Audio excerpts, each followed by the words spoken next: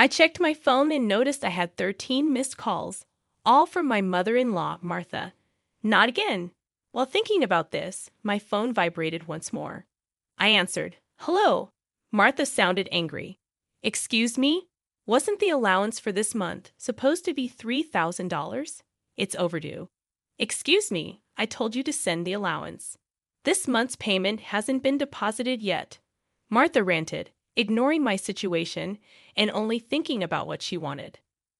I was fed up with her. Even in this situation, she doesn't think about what she says and does, right? I have no choice but to go for my last option. I gathered my thoughts and told my phone, "Your son has passed away, so I can't send an allowance anymore. I'm Jennifer Smith, 32 years old, a busy woman working at a major financial firm and a housewife. I got married about 2 years ago to my beloved husband, Mark, whom I met through our shared hobbies. His kind nature and warm smile drew me in, and we quickly developed feelings for each other. After a year of dating, we got engaged, both convinced that we were the best for each other. We lived together without major quarrels and decided to marry. Everything was smooth until a problem arose. Martha, my mother-in-law.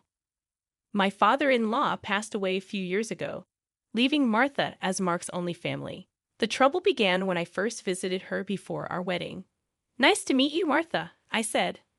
Martha clearly showed displeasure. "So you're Mark's fiancée?" "Yes, I'm Jennifer Miller." "You're a rather plain girl. I wonder what Mark sees in you, huh?" I couldn't tell if she was joking or serious. Having such words from my loved one's mother shocked me. Observing my distress, Mark scolded Martha. "Hey, Mom, what's with the sudden harsh words? How can you say such things about the person I chose?" "No, Mark, I'm just trying to pick a suitable woman for you." "Pick? I'm the one who chose her. You have no right to interfere." "Don't say it in such a cold way. I'm just telling the truth because I care about you." An argument unfolded between mother and son right before my eyes, making the air heavy. As it was my first meeting with Martha, I wasn't in a position to intervene. Despite the lingering awkwardness, we eventually conveyed our intent to marry. As we were leaving, Martha called out to Mark, sounding somewhat disgruntled. "Mark, can I have a word? You're going to keep that promise after you get married, right?" "What promise?" "You know, about the allowance." "Ah, that. Yes, I'll be sure to take care of that. Can we not discuss it here, please?" "Well, I was just asking." The tension between my husband and his mother persisted, and discomfort hung thick in the air. In the car on the way home, I questioned Mark about the conversation he had with his mom as we were leaving. "Hey, Mark, about the talk you had with your mom." "Yeah, I should have told you about it, Jennifer. I'd heard something about an allowance after my dad passed away. I've been sending money to my mom every month." "How much?" $2,000. "What? $22,000? I couldn't help but raise my voice in surprise.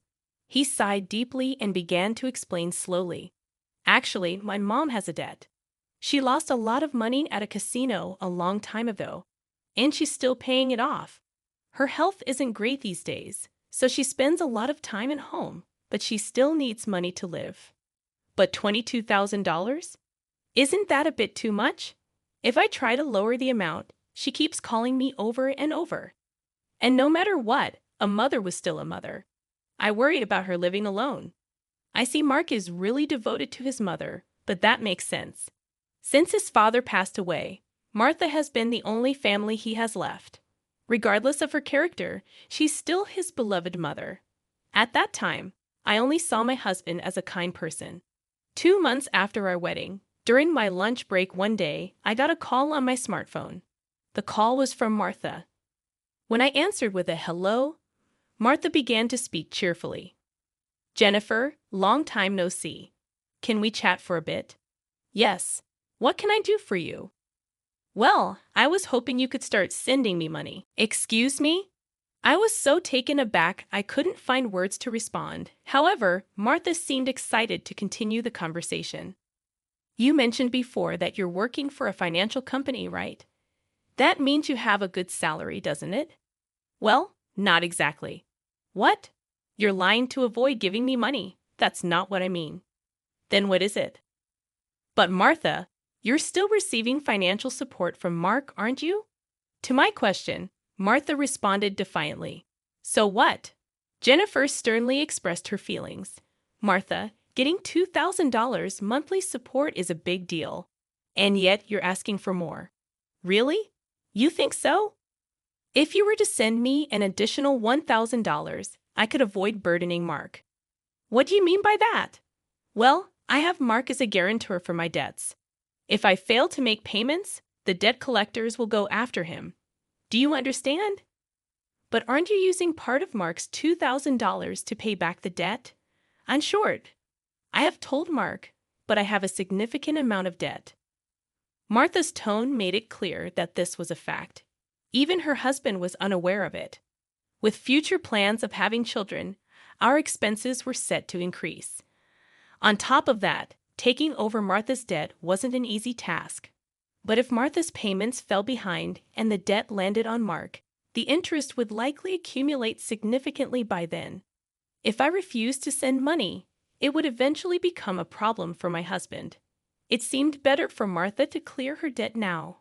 Reluctantly, I agreed to Martha's proposal. All right, I'll start sending you money. Really? Good God, Jennifer! I knew you would say that. The total, with Mark's contribution, will be $3,000.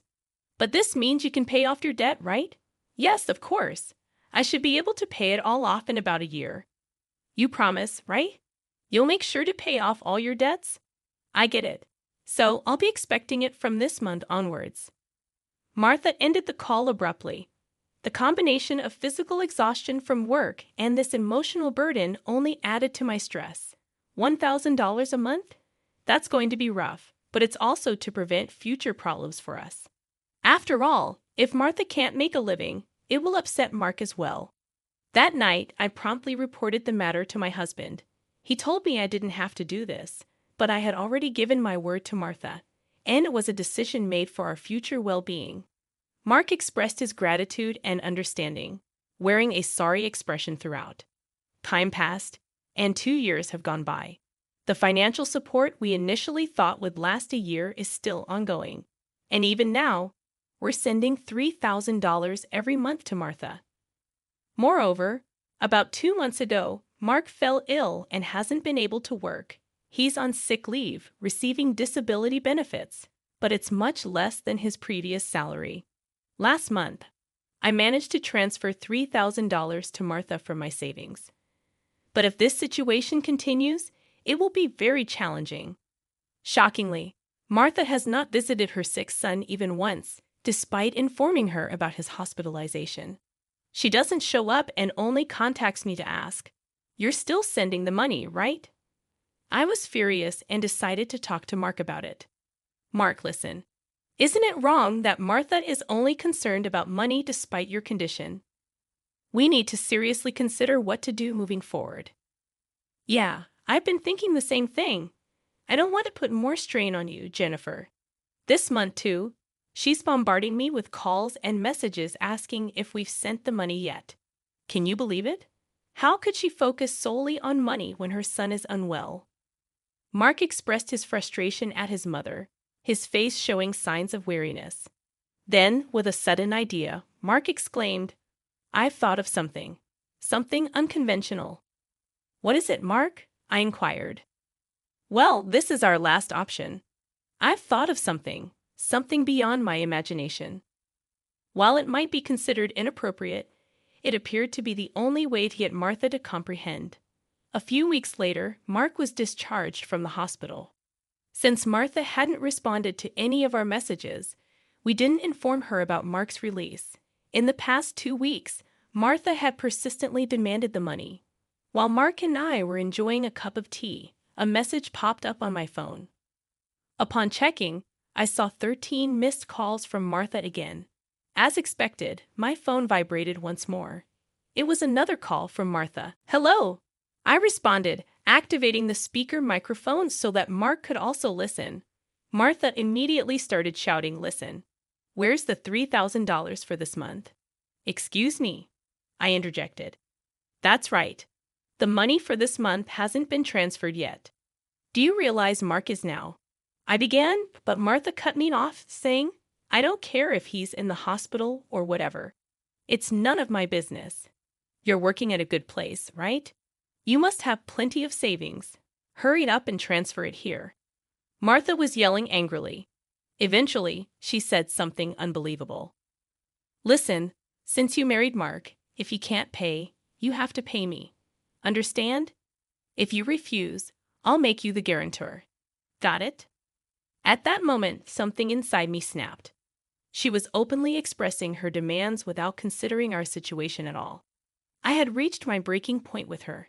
I had no choice but to resort to the last option. I firmly declared into my smartphone, Mark has passed away. I can't send you any more money. At these words, Martha blurted out, baffled, What? This was the final step that my husband suggested, to lie to Martha about Mark's death and observe her reaction. If she showed any sign of sadness, reflected on her behavior, and apologized, we would continue to support her financially.